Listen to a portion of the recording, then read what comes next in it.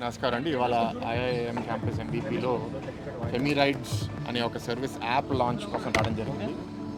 5 సంవత్సరాల క్రితము రాధికా గారు ఇక్కడ సమాజంలో మహిళల భద్రత కోసము ఏ ట్యాక్సీ సర్వీస్ కూడా ఫీమేల్ డ్రైవర్స్ లేరు, వాళ్ళ కోసం ఏదో ఒక చేయాలనే ఆలోచనతో ముందుకు వచ్చారు.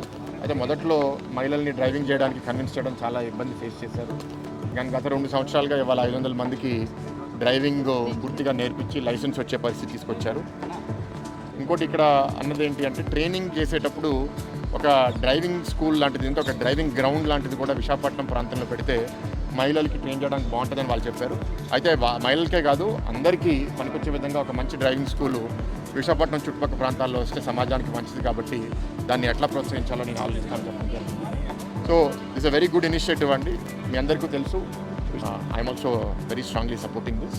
ఇంకో మంచి ఐడియా ఇచ్చింది ఏంటంటే, ఎయిర్పోర్ట్లో కూడా ఫీమేల్ ప్యాసింజర్స్ ప్రత్యేకంగా రాత్రిపూట వచ్చినప్పుడు వాళ్ళకి కూడా ఈ ఫెమీ రైడ్స్ ఒక స్టాల్ ఎయిర్పోర్ట్లో పెడితే బాగుంటుందని కోరడం జరిగింది.